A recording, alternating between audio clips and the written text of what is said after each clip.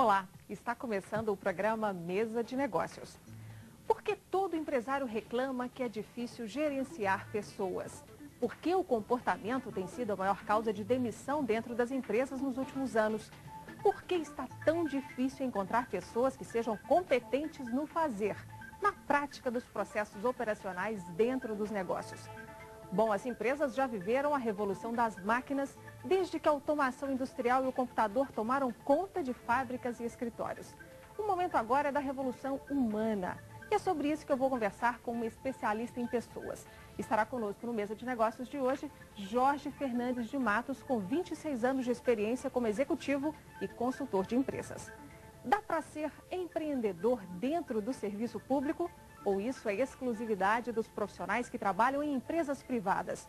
Nesta edição eu vou conversar com Agnos Rodrigues Silva, que há 15 anos vem construindo uma carreira empreendedora como funcionário público. E para completar o programa de hoje, como organizar documentos dentro da empresa. Será que você e sua equipe não andam guardando lixo demais nas gavetas e armários? A especialista Rosália Paraíso vai dar dicas bem práticas sobre o assunto. O Mesa de Negócios está no ar e será um prazer ter a sua audiência.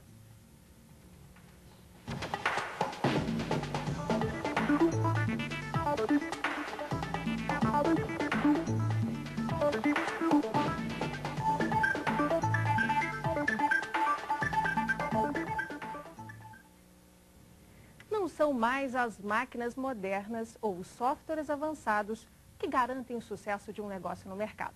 Atualmente, uma empresa pode ter a mesma estrutura física do concorrente e também pode vender para qualquer lugar do mundo.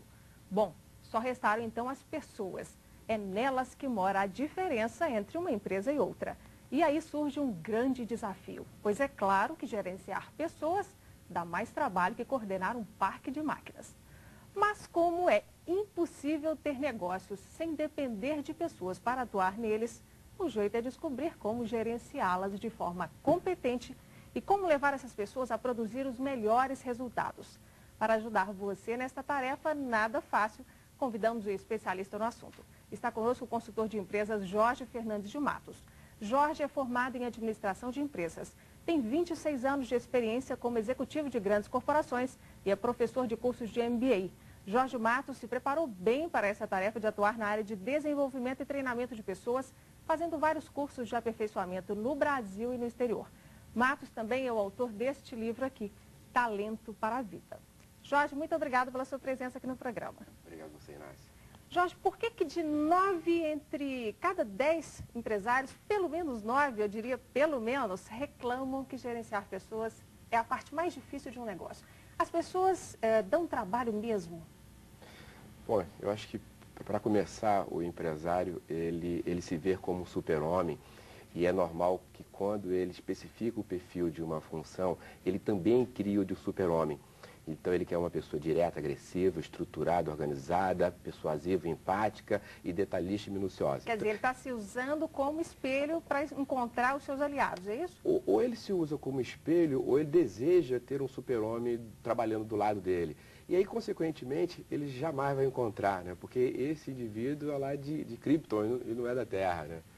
Quer dizer, o empresário, então, ele tem esse perfil mais agressivo. O empresário, por natureza, é uma pessoa diferente. O que não quer dizer que os liderados dele sejam também.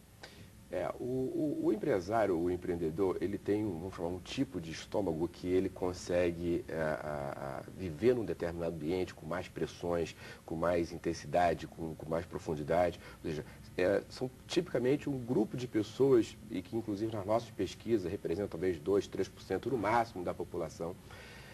De modo que ele também quer que as pessoas tenham essa mesma característica. Então, uma das coisas importantes, assim, já na sua pergunta, é educar esse empreendedor, esse empresário, para buscar as pessoas certas por lugares certos, mas não imaginando que todas possam fazer tudo ao mesmo tempo. Então, quer dizer que a base do problema está no recrutamento?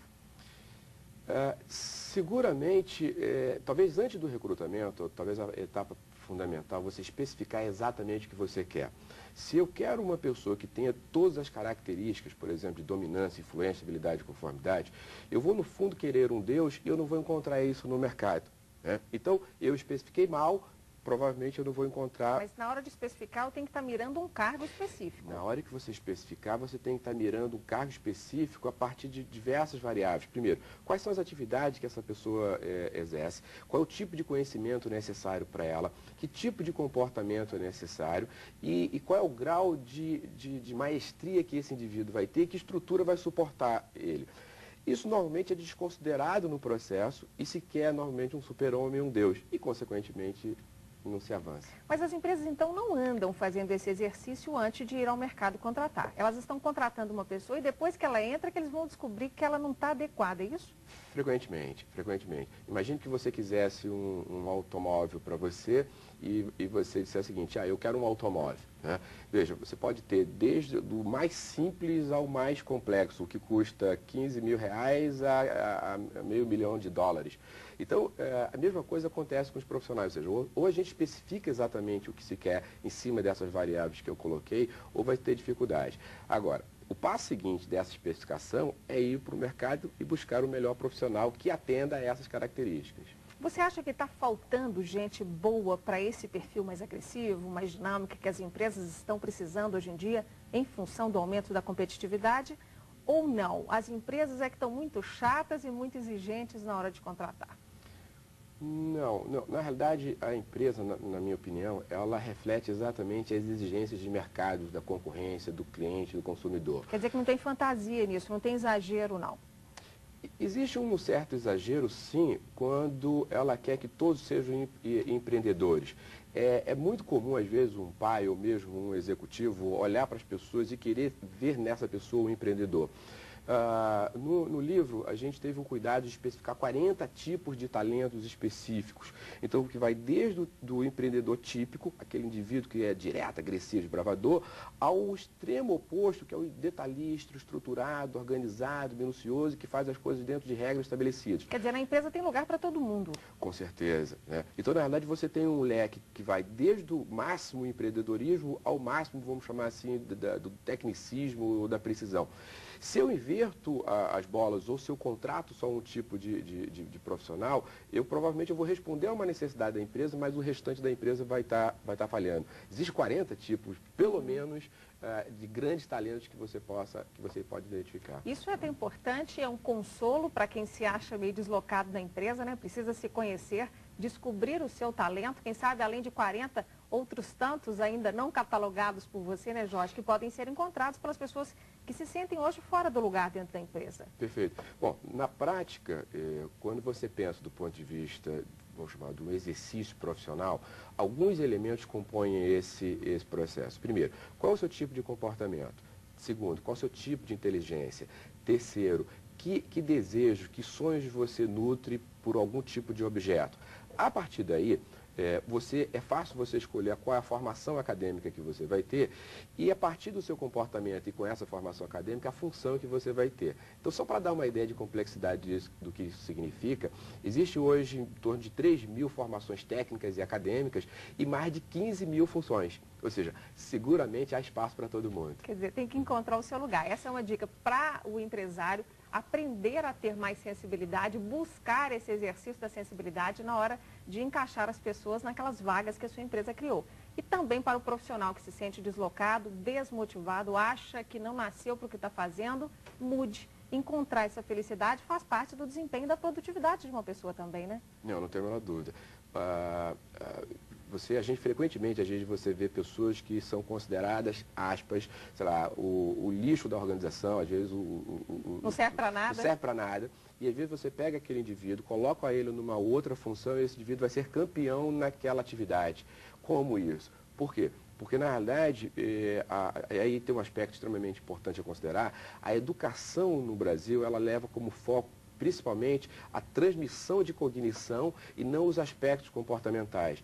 O que a gente percebe de maneira clara? Quando você pensa numa função, no fundo você exige qual é o conjunto de conhecimento que essa função vai exigir, mas também quais são os comportamentos que essa função vai exigir. O que significa que se eu considero somente o eixo do conhecimento, os aspectos comportamentais eles são completamente colocados de lado e que isso não são considerados. Consequentemente, às vezes o indivíduo tem até a cognição, mas ele não tem nenhum comportamento para aquela